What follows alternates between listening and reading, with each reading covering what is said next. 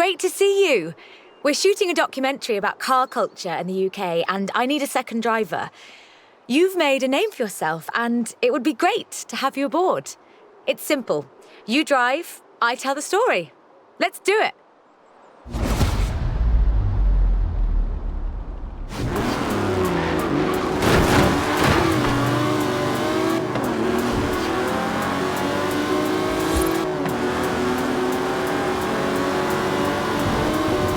From Aston Martin to McLaren and Bentley, Great Britain is home to over a century of automotive excellence.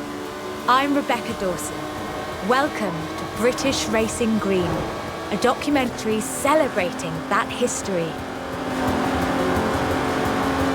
The Aston Martin DB5 Vantage was the quintessential Grand Tourer of the 1960s, combining British engineering and Italian design.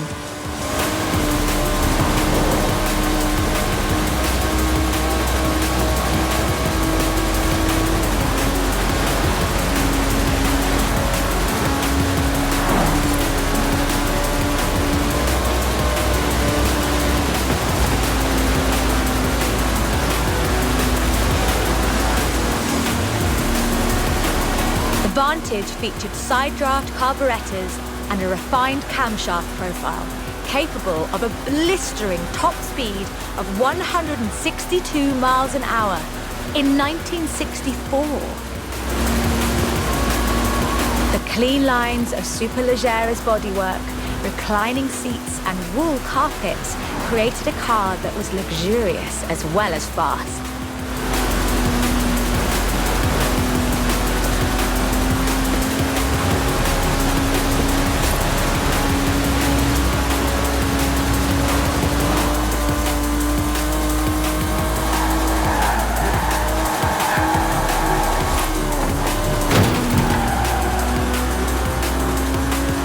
This car would form the basis for the DB range, with later cars improving on the design in many ways, but none would ever achieve the sheer iconic perfection of the Vantage. 200 meters, turn left, turn left. For all of its beauty and engineering perfection, only 65 of these beautiful machines would ever be built. If you own one, you own a piece of British history. In 200 meters, you will arrive at your destination.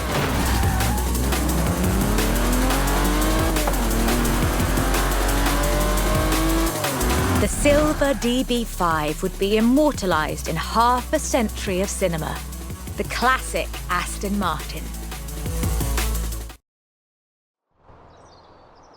But in 2016, a new DB was unveiled, heralding the dawn of Aston Martin's second century.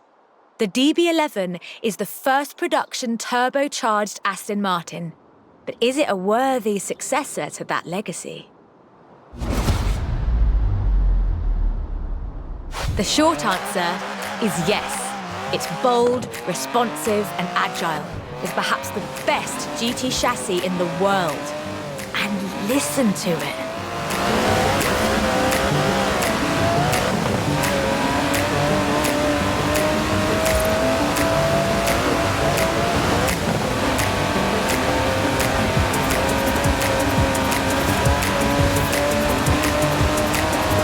Able to hit 60 miles an hour in 3.5 seconds, the DB11's 5.2-litre twin-turbo V12 boasts a top speed of over 200 miles an hour.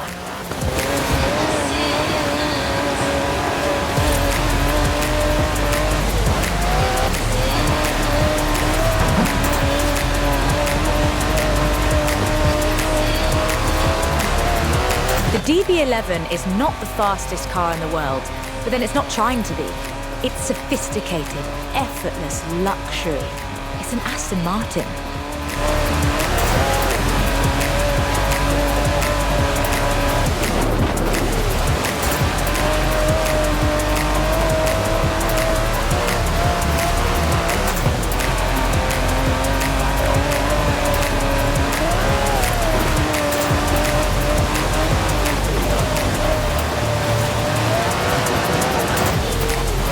The DB11's front strakes channel air to create a virtual spoiler, providing downforce without compromising the car's clean lines. Brilliant.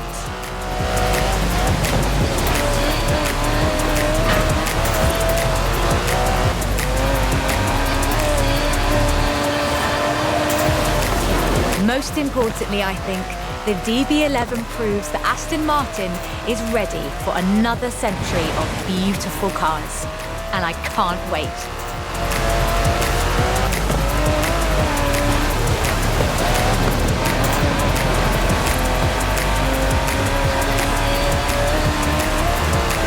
Beautiful as they are, Aston Martins are only one of many cars made in the United Kingdom. Let's see what else is out there.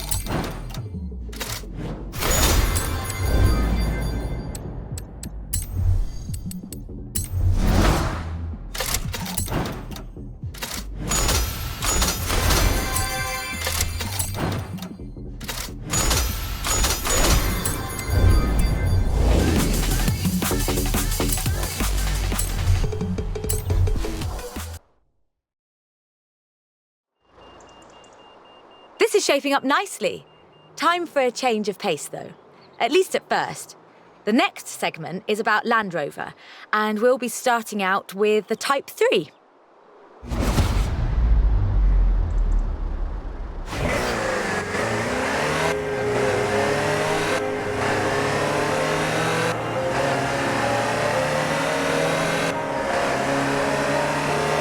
Land Rover, the British sports utility vehicle. But before that, they were actual utility vehicles.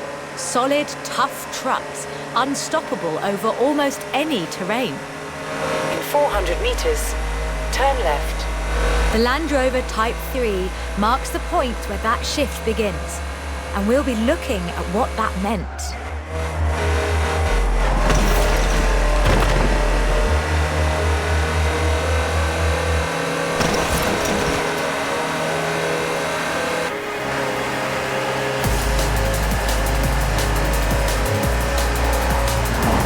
Land Rovers have taken on almost every task imaginable. They've been generators, tractors and ambulances. They've brought peace and carried medicines to disaster zones. They've even been buses. Over 500,000 Series 3s were built, and over 70% of those are still on the road today. They were extensively exported and built under license abroad. Belgium, South Africa, even Australia and New Zealand. With a robust chassis and signature Land Rover engineering, the Type 3 also marked the first time that buyers could choose interior options, like seat box protectors and cubby boxes.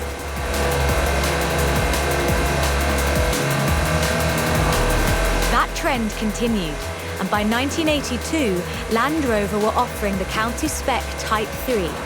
Leisure drivers could choose from such luxuries as all-cloth seats, soundproofing and tinted glass. The trend was increasingly clear, and the future of the Land Rover was starting to take shape.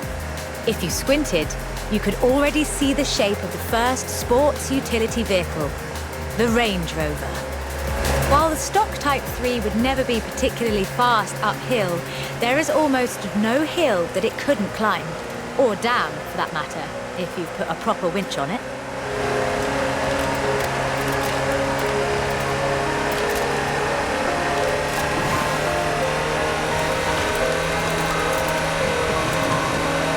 In 1978, a Series 3 was custom built for Her Majesty Queen Elizabeth II.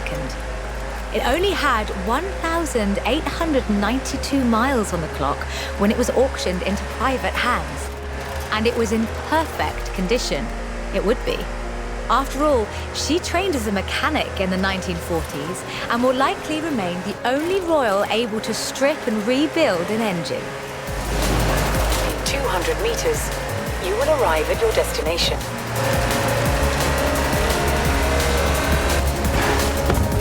Along with the Range Rover, others would follow. Discovery, Defender, and the Freelander. Each a more sophisticated and enjoyable utility vehicle. But none of them were a replacement for the Type 3. They were a different kind of car. The Type 3 was arguably the first sports utility vehicle, an evolution of the design that would lead ultimately to this. The Bowler Nemesis, an off-road racing vehicle that turned into a production SUV, the Nemesis EXR. It sports a turbocharged 5-litre Land Rover Jaguar engine, crammed into a carbon fibre chassis with integral roll cage. It even has the grille, headlights and rear lights from a Range Rover.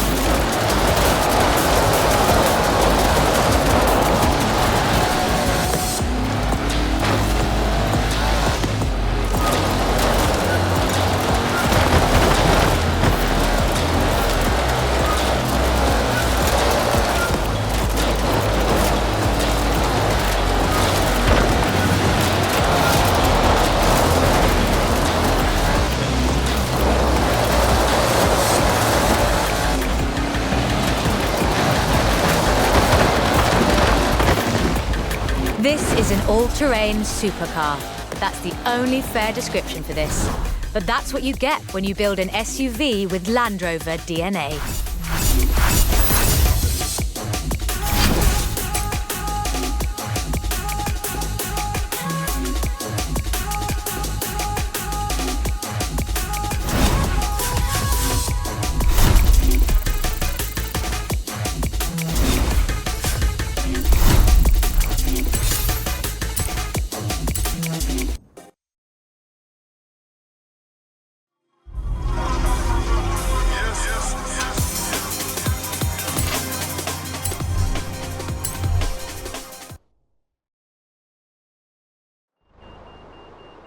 Hope you're enjoying yourself. I know I am.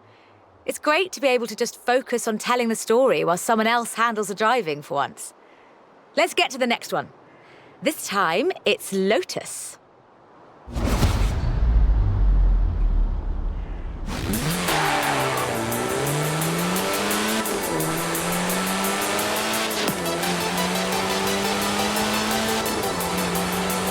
Lotus Engineering Limited began as many stories in British engineering do, in an old barn. The first Lotus cars were offered as kits. You built them yourself. From 1962, they began to actually build the cars themselves. The Elan Sprint showed exactly what they intended to do. Built around a steel backbone with a fiberglass chassis, the Sprint weighed in at a meager 687 kilos parked on the curb. On the road, this translated into brilliant agility and fantastic performance. Designer Colin Chapman famously said, "Adding power makes you faster on the straights. Subtracting weight makes you faster everywhere." He knew what he was talking about. Turn right. In 100 meters, turn left. Widely hailed as one of the greatest sports cars of the 1960s, the Elan would be closely studied and emulated, inspiring such masterpieces as the Mazda MX-5. The Elan has all the energy, style, and enthusiasm you would expect. Bold, quick, and fun. So much so that they put it in the name.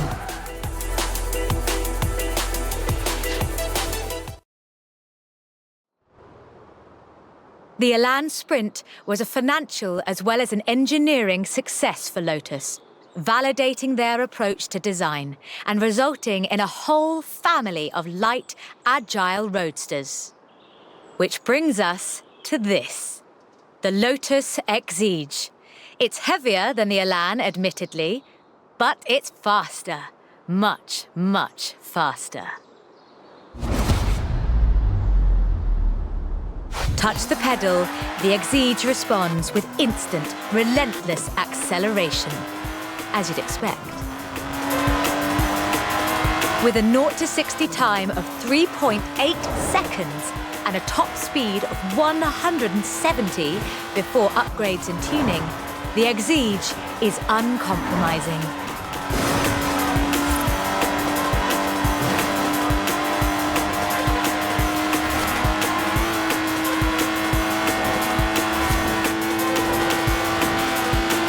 And there's no power steering, so you can really feel the road. A genuinely thrilling drive, and one that isn't afraid to demand you take it seriously. In 200 meters, turn left. Turn left. In one word, Lotus is about the experience. Uncompromising, challenging. This is a car that demands you drive it well. And when you do, you'll see what the fuss is all about.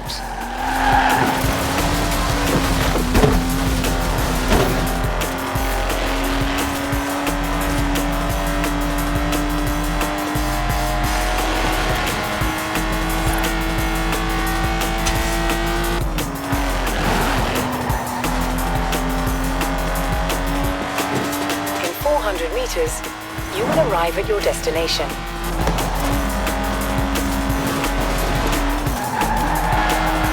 And with rumoured launches of 2 new cars in 2020, Lotus looks set to push the benchmark of the experienced sports car well into the next century.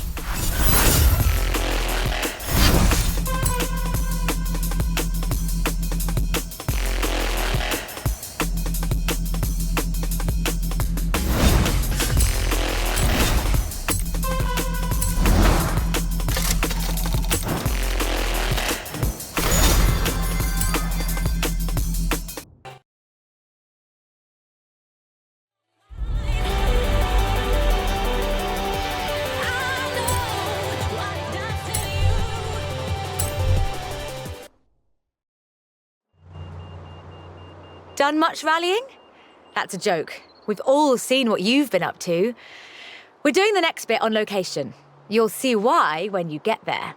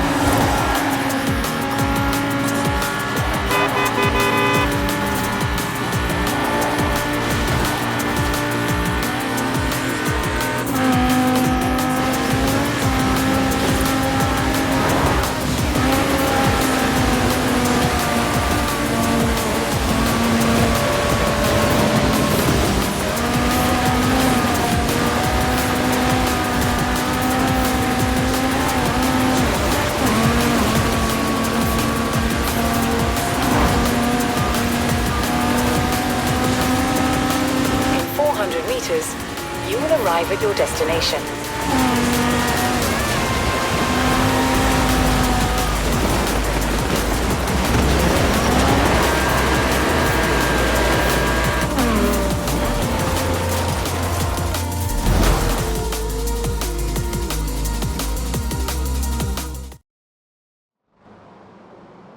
Ford, that most American of cars.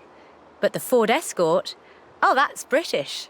And more than that, the Escort would become for many synonymous with Group B. In the 70s, Ford had embraced that destiny so firmly that they'd begun their own championships to find new drivers. Drivers for cars like the RS 1800.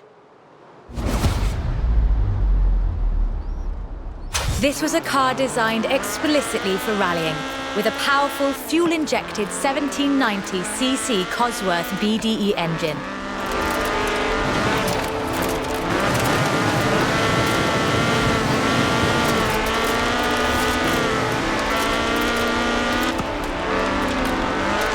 Homologation rules required that all cars entered into the Group be production, so Ford built 200 of them.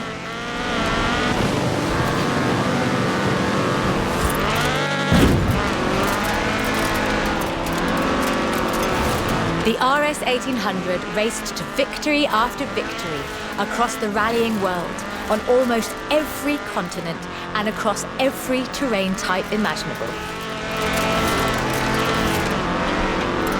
This car was basically unbeatable.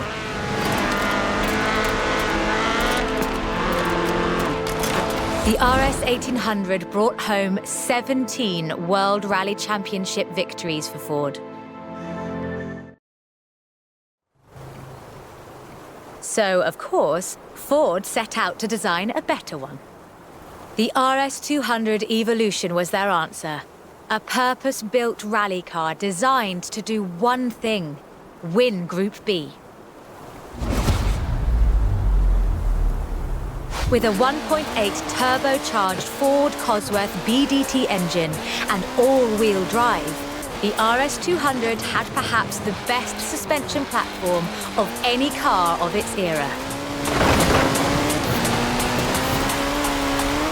The chassis was fiberglass from Reliant, and the massive Ford parts bin was raided to give the car that iconic look.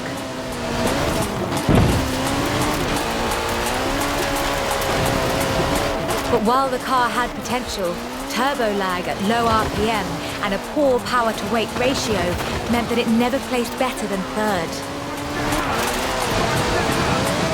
The end of Group B in the mid-80s meant the end of the RS 200 as a rallying car. Fortunately, Ford built over 200 as part of the homologation requirements for Group B, so you can still find them, if you're lucky.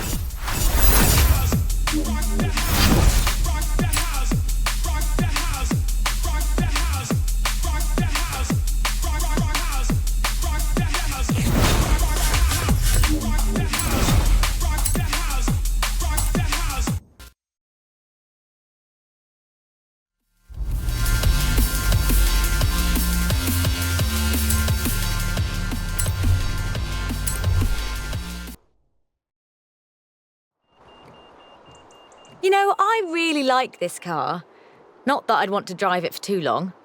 Squeeze yourself in there and let's see just how fast you can make it go. Which won't be too fast. But hey, I could be surprised. The Peel P50 has the dubious honour of being the smallest production car in the world. A one-door microcar coupe, featuring a 42cc air-cooled engine capable of a heinous 38 miles an hour. And a handle so you can pick it up and carry it with you when you get to work. And keep in mind that this is the production version. The prototype had the single wheel at the front. Why would you think that was a good idea?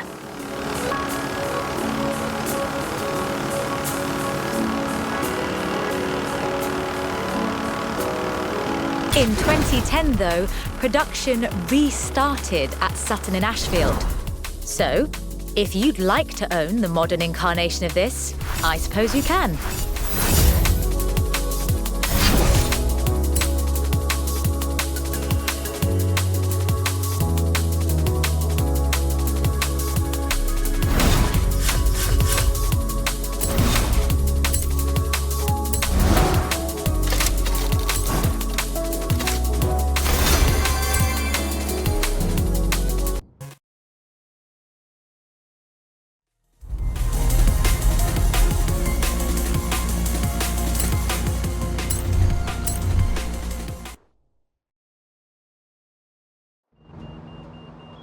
Hey there! How about a car with some actual legroom and some actual speed? This section's about what happened when McLaren decided to make a road car. You're going to enjoy this.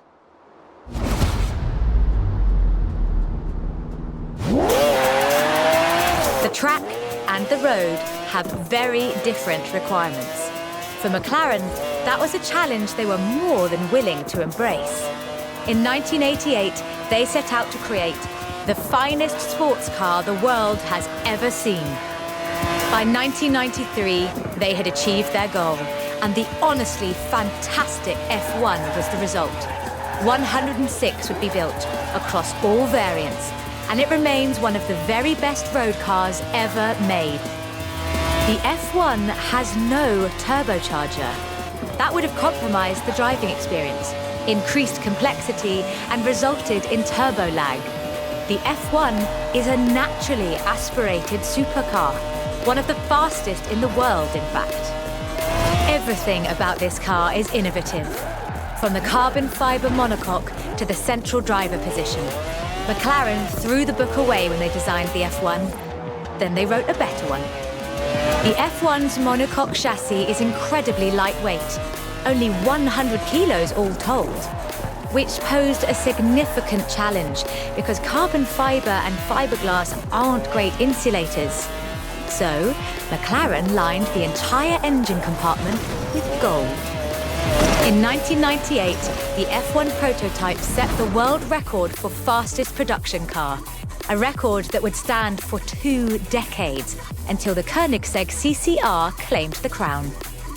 McLaren's racing heritage is so deeply ingrained in this machine that when they took it to Le Mans in 1995 and faced off against purpose-built racing machines, they won.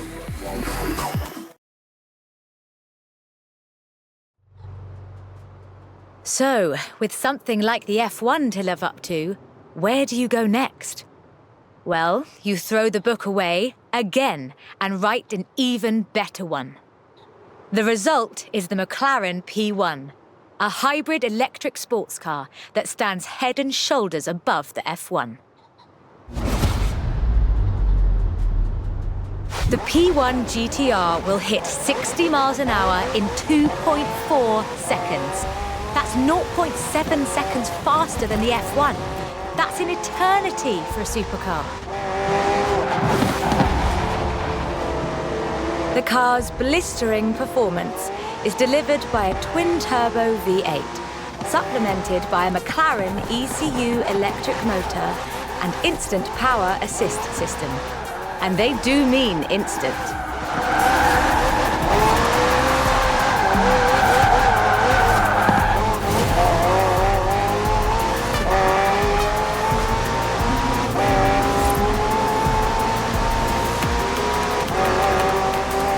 Remember those problems with turbo lag? McLaren solved that with the hybrid drive. While the turbos build pressure, the electric motor drives the wheels. No turbo lag, just torque.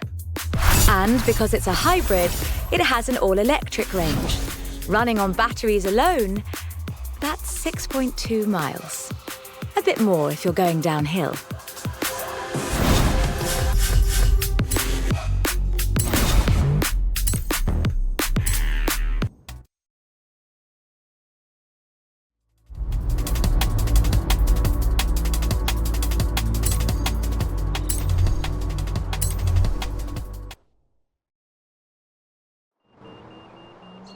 I quite like sleeper cars. Did Alex ever tell you the story of what we got up to in Colorado? There was this sleeper car competition, you see. Let's just say no one was ready for the Sunbeam.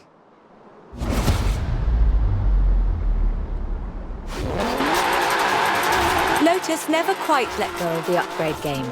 So in addition to building their own supercars, they upgraded cars from other marques too. The Lotus Carlton was one such aftermarket upgrade. Lotus took a respectable four-door Vauxhall saloon and turned it into a supercar. From the outside, there are a few signs that this is something special. Wider wheel arches, that sort of thing. But under the bonnet, that's where the magic starts. Engine capacity was increased to 3.6 litres, and twin Garrett T25 turbochargers were added. The engine block was reinforced, and new crankshafts were forged by Opel and machined in Germany. At the roundabout, take the third exit. The tyres were widened, and the tyre compound from the Lotus Esprit was used. To handle camber change issues, they put in the self-leveling suspension from the Opel Senator.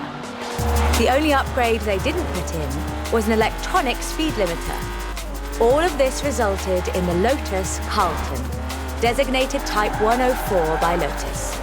A 177 miles per hour supercar, masquerading as a four-door saloon. Only 950 of these custom gems were built, and they've become something of a modern classic. The Lotus Carlton was an example of how to turn a saloon into a supercar, but that's not the only thing Lotus got up to. In 1979, Chrysler approached Lotus to create a strict rally version of their Sunbeam three-door hatchback. Lotus, as you might imagine, rather enjoyed the challenge.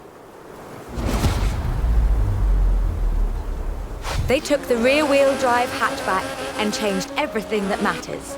They stiffened the suspension, improved the anti-roll bars, and widened the transmission tunnel.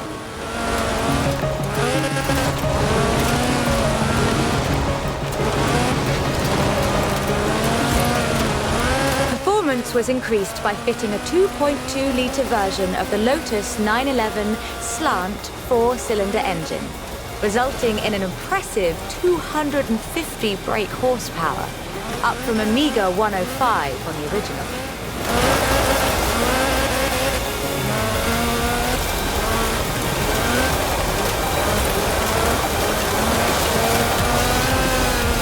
The Lotus Sunbeam was revealed to the public in 1979 in Geneva to widespread praise in the motoring media.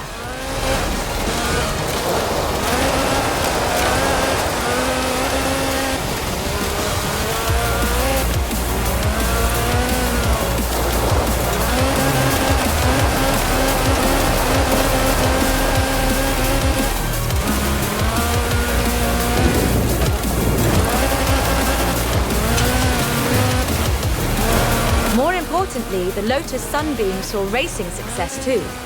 In 1980, Henri Toivonen won the 29th Lombard RAC Rally in his Sunbeam.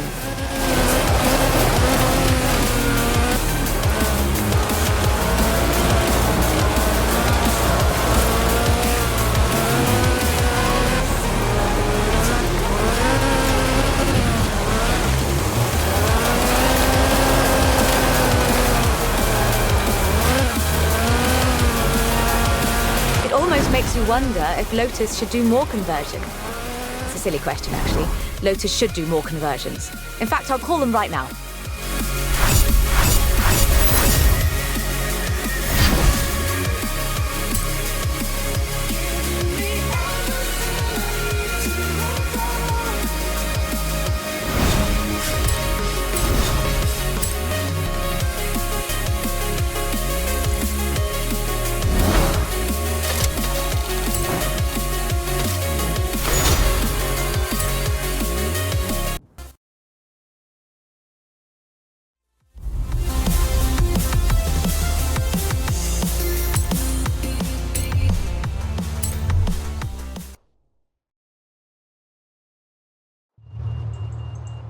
I honestly think these might be some of the most beautiful cars in the world. And the story of how it came about is, well, really British.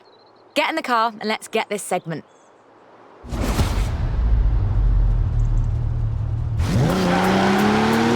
Jaguar is a bit of a favourite of mine. The company is almost 100 years old and was originally founded to build sidecars for motorcycles. But this is the car that really set the bar, I think. The 1961 E-Type. When he saw it, Enzo Ferrari called it the most beautiful car in the world. High praise indeed. He wasn't alone in his admiration. Accolades have followed this car ever since. It's been in movies, comics, games, and TV shows. Unlike some later cars in the marque, it wasn't just looks though. The E-Type was light and fast. It would do 153 miles an hour and stopped on innovative four-wheel brakes that were better than anything Ferrari or Porsche or even Mercedes-Benz had. It was solid too, with a design based on the D-Type that won the 24 Hours of Le Mans 3 years in a row. At the roundabout, take the second exit. Anyone who owns an E-Type will tell you that the key to their reliability is to drive them regularly, as if you'd need the excuse.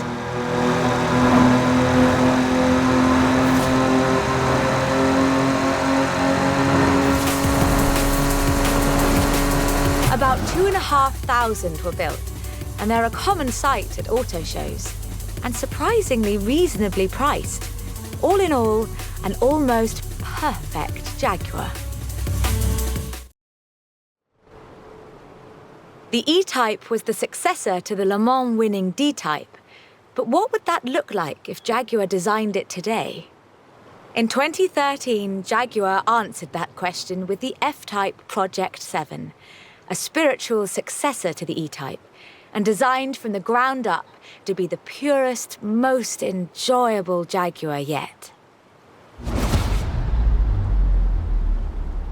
The car's heritage is proudly displayed in the gorgeous D-Type curves and the distinctive aero hunch behind the driving position. But like the E-Type, it's not just a pretty face.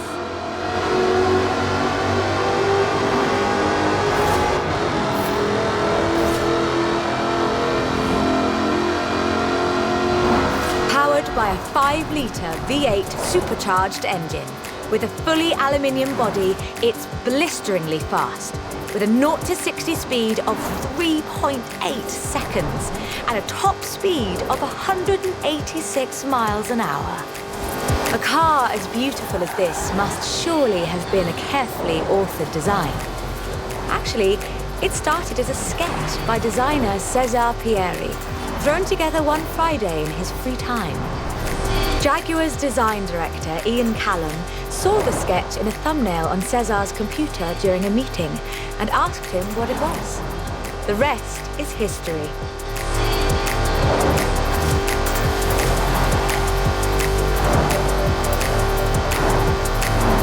"250 Project 7s were built, as both a successor to the E-Type and as a celebration of Jaguar's victories at Le Mans.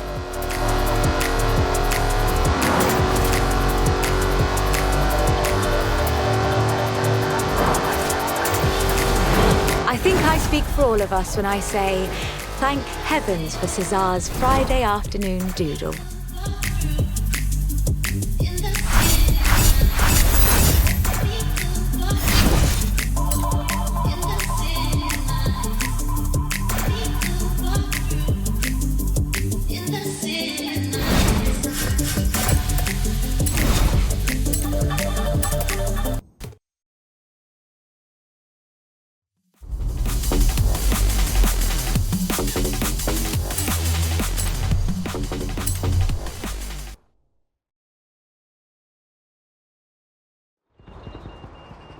We're almost done, but we've saved the good stuff for last. A spot of rallying in the most British car of them all. Get in, strap in, and let's nail this one.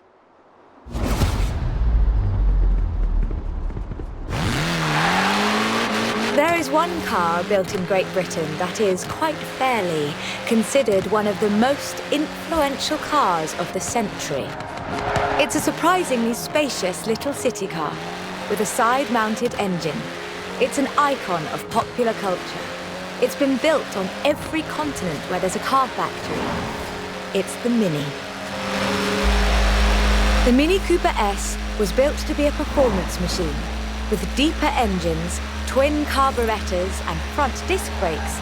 This scrappy little machine would go on to achieve more than 30 racing victories in the 1960s and 1970s. A Mini Cooper S flying number 37 placed first at the 1964 Monte Carlo Rally.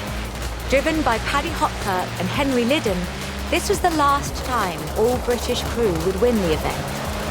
But not the last time a Mini would. At Monte Carlo in 1966, Minis took the first, second and third positions. They were all disqualified because they had dimming headlamps, not because they were winning everything in sight. In 1999, the Car of the Century Award was presented to the most influential car of the 20th century. The Mini came second. It was beaten by the Model T Ford. That's fair, I suppose. 5.3 million Minis would be sold, making it the most popular British car.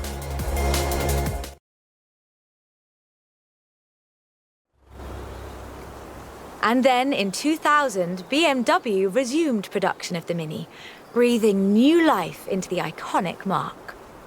If the Mini of the 1960s had its sights set on the roads of Monte Carlo, the X-rayed Countryman has its eyes on something a little tougher. The deserts and rough terrain of the Dakar, for starters.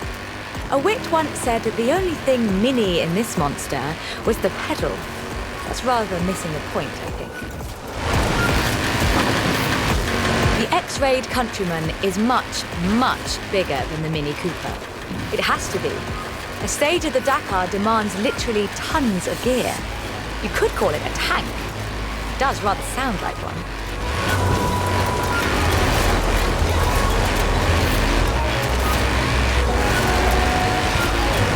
When Mini's X-rayed division set out to build this thing, they had one goal in mind: winning the Dakar.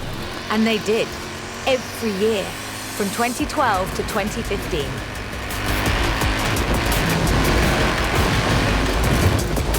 In 100 meters, turn right.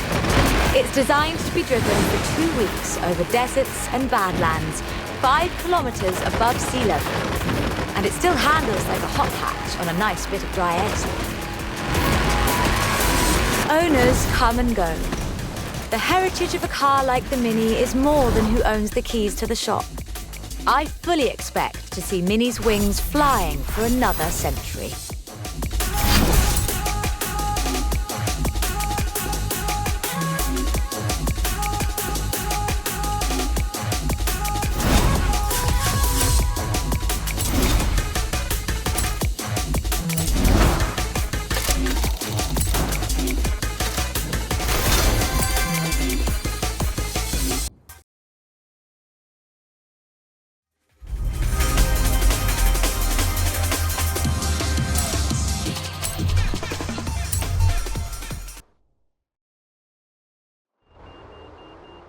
This is quite the story. Bentley at Le Mans in the 1930s. Gentlemen racers, heroic driving, and a personal hero of mine. Take good care of the cars, though. Both of them are mine.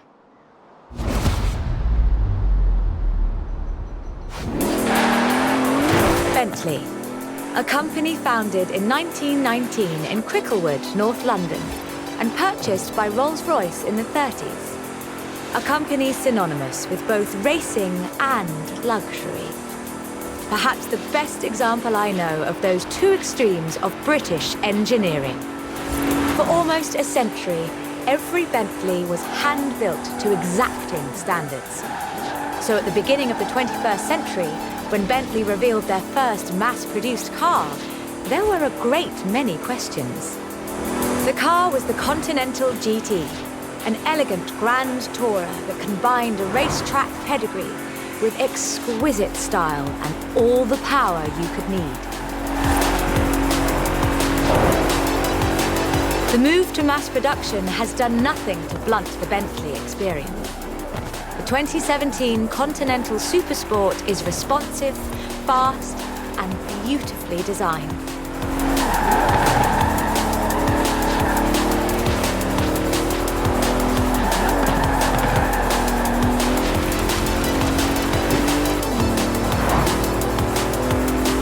It brings together all-wheel drive, carbon fiber bonnet sides and side skirts to create the most powerful performance-focused car the company has ever built.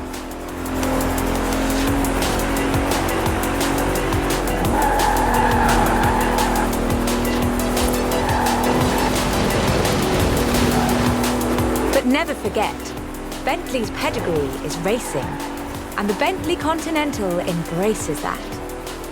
In 2007, a largely standard Continental Speed GT broke Bugatti's record for the flying kilometre on the frozen Baltic Sea. And then in 2011, they broke their own record. 205 miles an hour, both ways, on ice. Even when building these gorgeous Grand Tourers, Bentley is driven to excellence.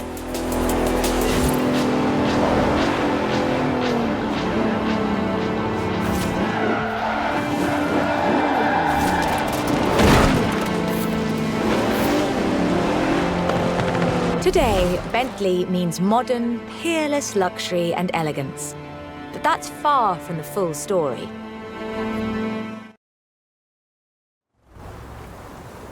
A century ago, Bentley meant something else entirely. It meant Le Mans. In 1930, eccentric race team owner Dorothy Paget financed a rather special Bentley at the Le Mans. It was a 4.5-litre supercharged masterpiece, driven by Sir Henry Bentley Boy Birkin. It posted the fastest time on the day, but it failed to finish. But what a race it was. Sir Henry's courageous driving forced Rudolf Caracciola's 7-litre Mercedes out of the race at the cost of his own victory. But in doing so, he handed the day to the Bentley Sixes. A gentleman racer indeed.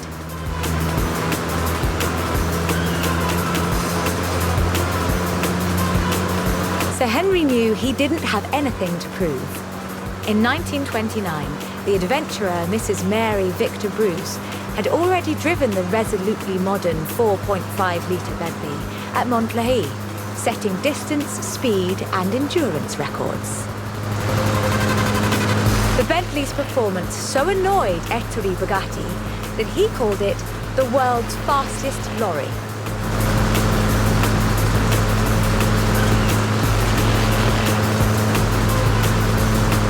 The blower had the last laugh, though. In 2012, it was sold at auction for over £4 million, which is more than enough to buy a Veyron and a racing truck, if you're keeping score.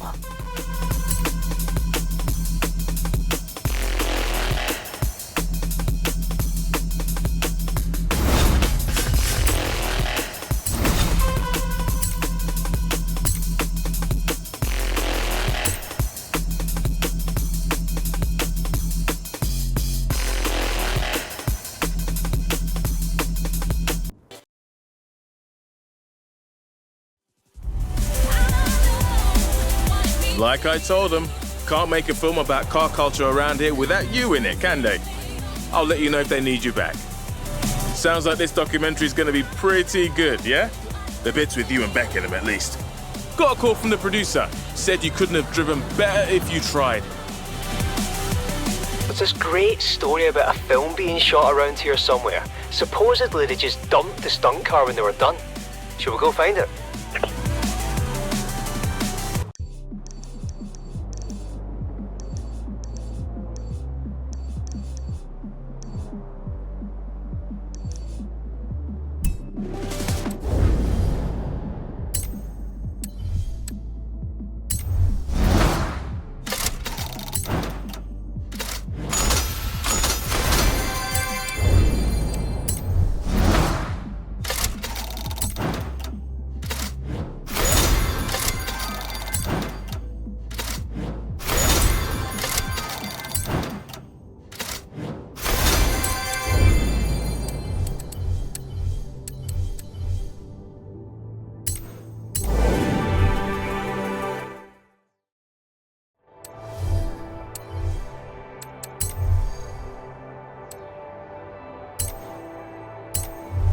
Had a word with the mechanic. He thinks, mind, someone was trying to build a hill climb car out of it. Cut out the wheel arches, got the engine bay ready for a V8, then gave up, I suppose. Oh well, their loss is our gain.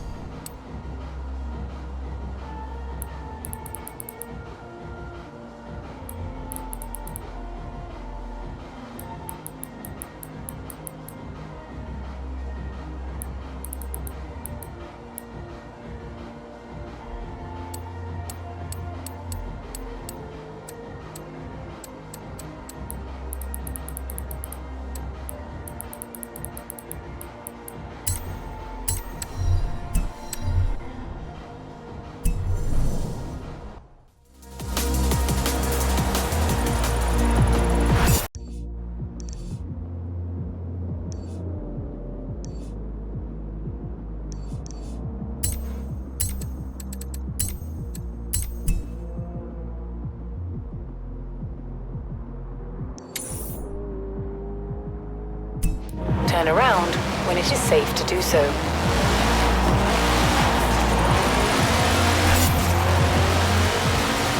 In 200 meters, turn left.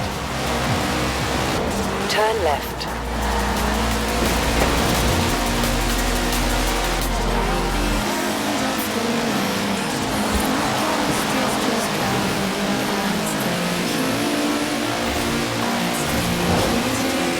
In 400 meters, turn right.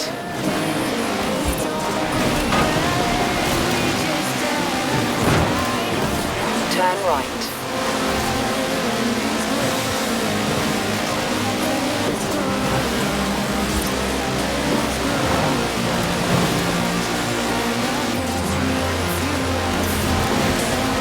In 400 meters, turn right.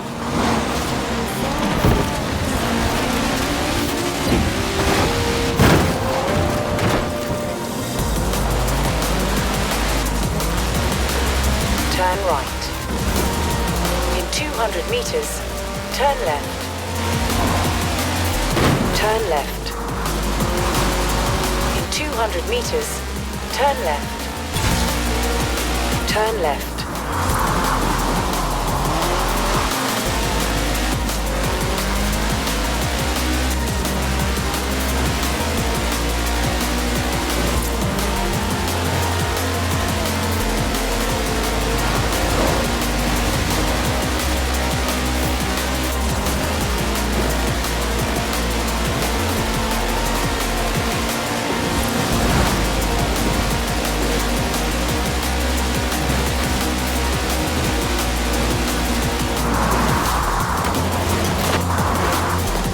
Arrived at your destination.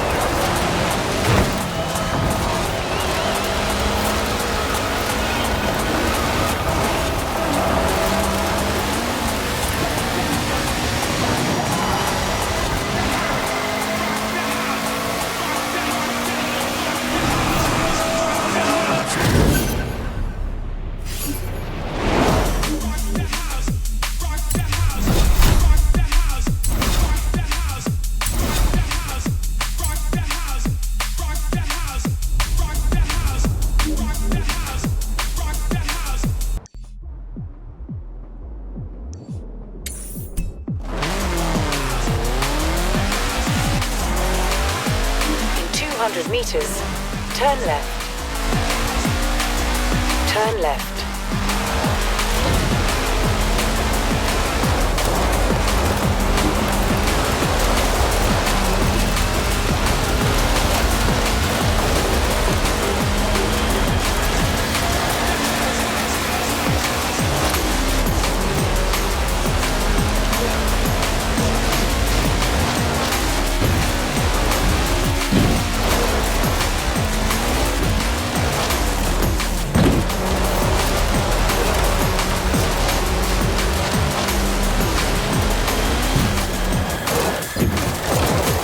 Arrived at your destination.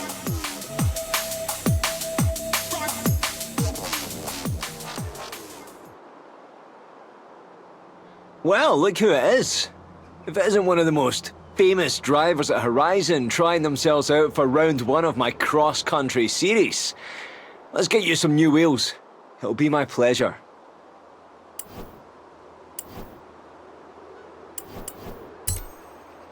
Aye, should handle the conditions nicely.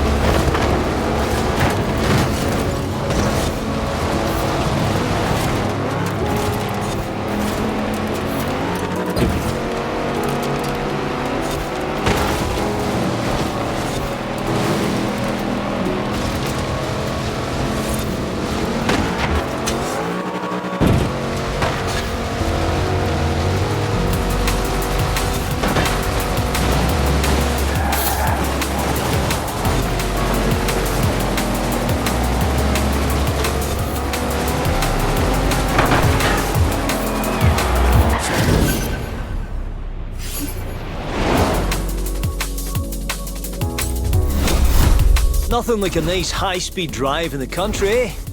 Nice driving, pal.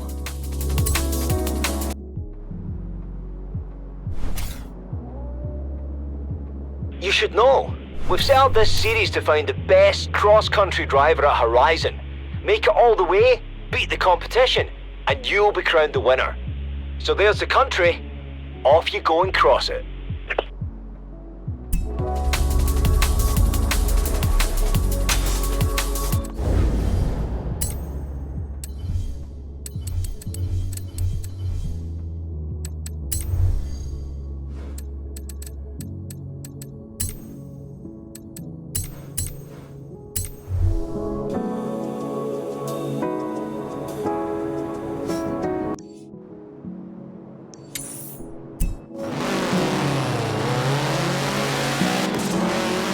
In 200 meters, turn left.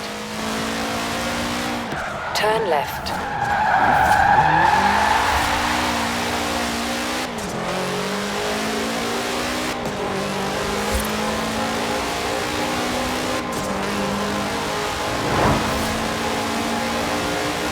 At the roundabout, take the second exit.